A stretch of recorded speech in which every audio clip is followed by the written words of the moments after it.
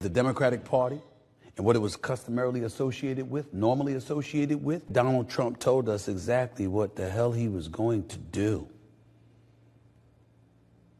And that not only did the vast majority of the American people still saw him closer to normalcy than we saw the Democratic Party, but because of that,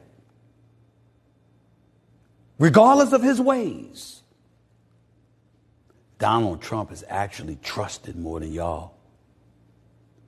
He didn't hint towards misogyny for black men that could possibly vote against Kamala Harris. He didn't do that.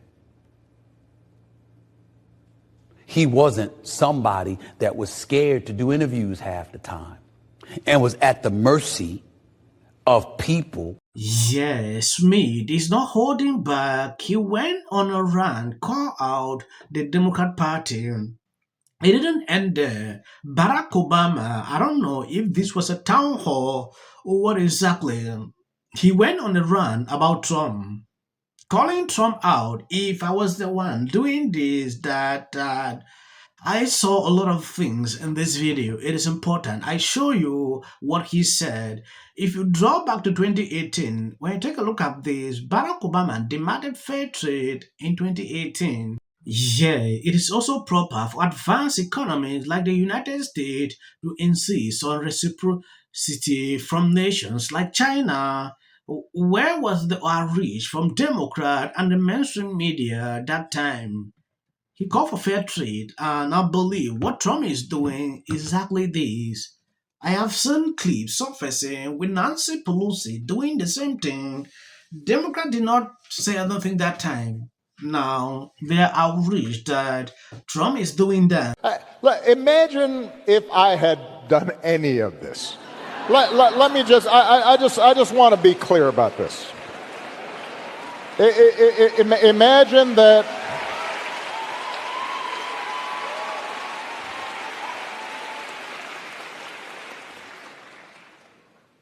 Imagine if I had pulled Fox News' credentials from the White House press corps.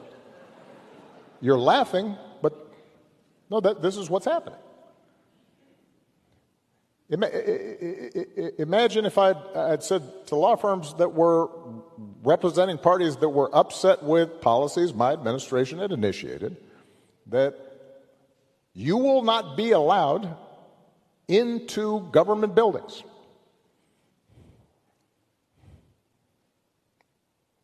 We will punish you economically for dissenting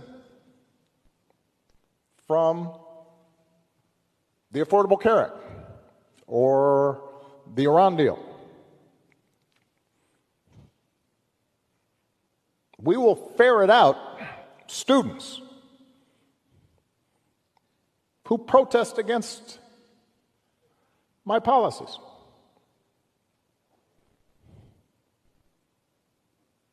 It's unimaginable that the same parties that are silent now would have tolerated behavior like that from me or a whole bunch of my predecessors. So, and I say this not on a partisan basis. This has to do with something more precious, which is, who are we as a country and what values do we stand for? We take for granted the idea that we don't have to pay bribes or hire somebody's cousin in order to get a business permit.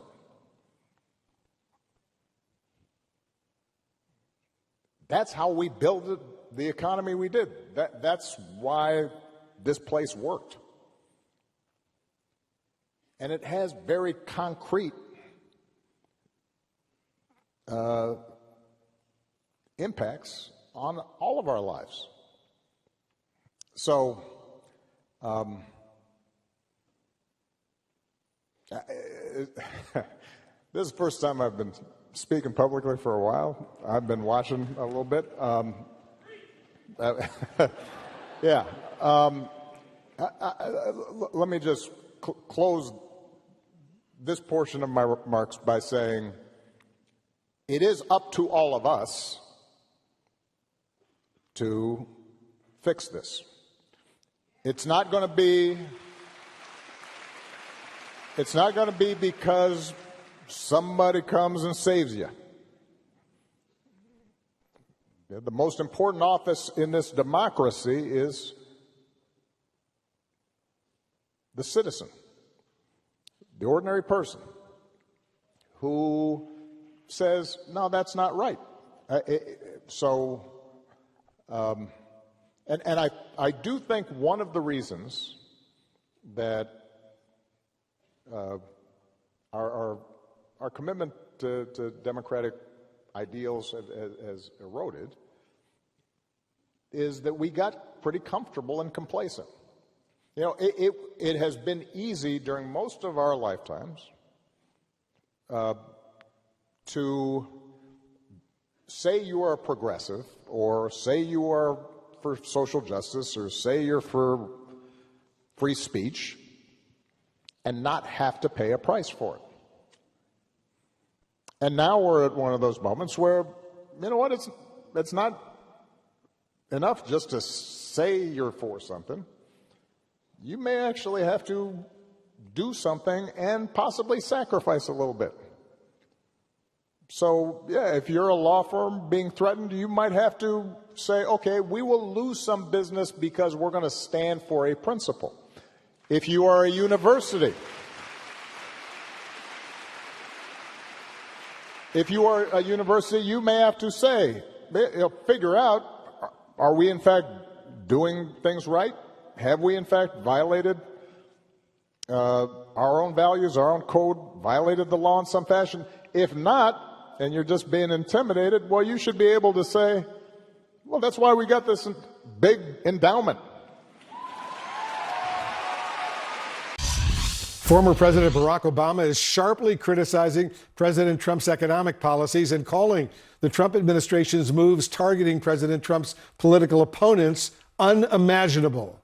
President Obama also has a message for his fellow Democrats saying, and I'm quoting him now, "We're in one of those moments when you know what? It's not enough just to say you're for something. You may actually have to do something and possibly sacrifice a little bit," close quote. Former Vice President Kamala Harris is also weighing in, saying President Trump's actions have been largely predictable. Listen.